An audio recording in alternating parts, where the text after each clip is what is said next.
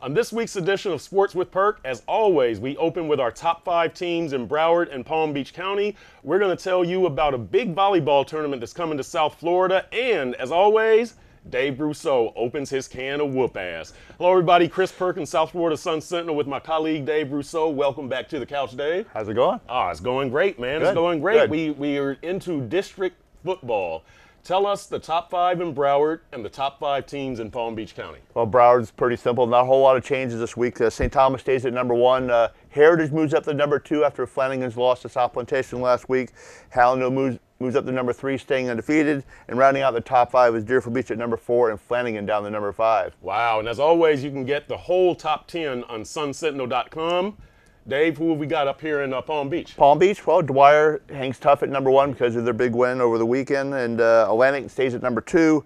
Harris Doré at number 3, Boca Raton number 4, and rounding out top 5 is Lake Worth, undefeated at 4-0. All right, and as I said, go to sunsentinel.com. You will get the rest of that top 10.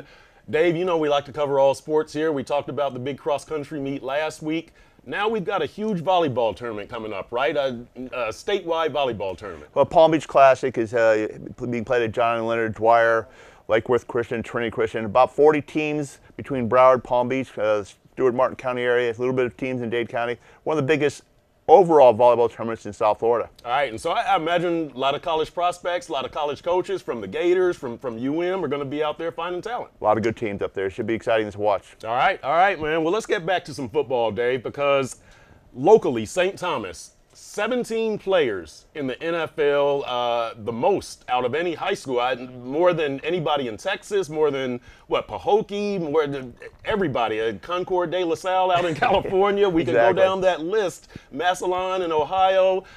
Who is this list? We know about Gio Bernard. We know about Geno Atkins, both with Cincinnati. We saw a few of them this week, right, against Jacksonville. Yeah. Brandon Linder. Linder, absolutely. Rashad Green. Rashad Green. I Yeah. mean, the 70 players in the NFL is the most by any high school in this entire country. Glaze Central, for many times, used to hold that lead, but now St. Thomas, as they continuously pump out great college athletes, are now starting to absorb the NFL ranks as well. But 70 players is quite impressive. 17 is amazing, Dave. I mean, that's you're just turning out players just at a record. And I don't even know what the Division I county is for them.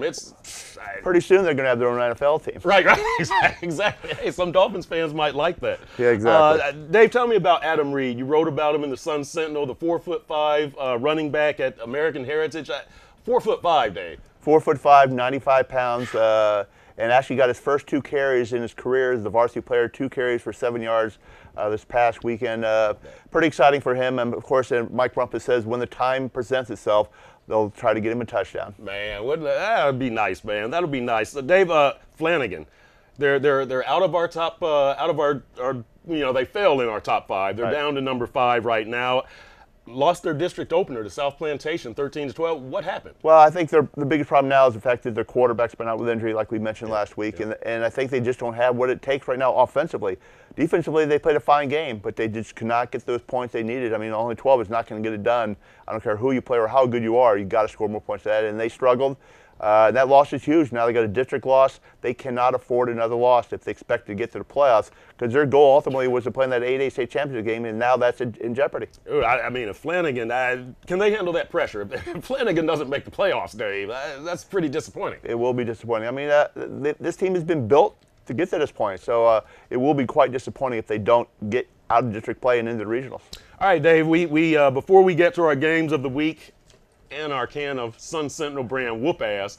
Now with whoop spelled differently, by the way. It's no longer whoop ass. It's whoop ass now. So we'll get to that in a second. But look, the McDougal brothers have a very good thing going on with their foundation. Tell me a little bit about that. Well, both Jerome and Stocker McDougal, Stocker from Deerfield Beach, and then Jerome, of course, from Ely High School, both played in the NFL.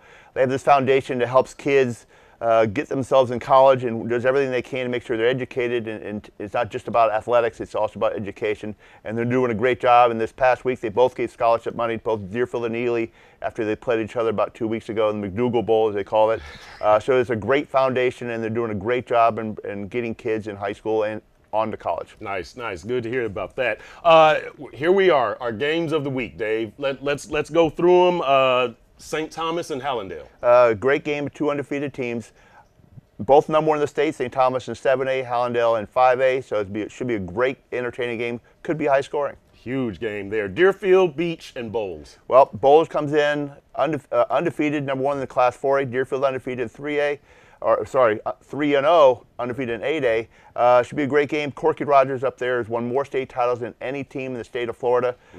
Should be a very close game. I think Bowles should edge them out, though. All right, Dwyer at Palm Beach Gardens. I think Dwyer will have too much offense for Gardens to handle. They've already lost once to Boca 29-28 earlier in the year. I think Dwyer will handle this relatively easily. And then Spanish River at Lake Worth. Spanish River continues to kind of amaze, right? Well, they held tight with Boca Raton last week before finally succumbing to their first loss of the season. But I think Lake Worth finally has found a way to score points and will stay undefeated going to 5-0. All right, Dave, here we go. The part of the program, the big part of the program, with our new Sun Sentinel whoop ass. Who's going to open a can of whoop ass on who this week, Dave? I think the game we should be taking a close eye on. Ely will be playing at BA. I think BA will be too much. BA will win this one big. Whoop ass over Ely. All right, BA opens that can of whoop ass on Ely. That's it for this segment of Sports with Perk. Tune in next week. Dave Brousseau, Chris Perkins. We'll see you later.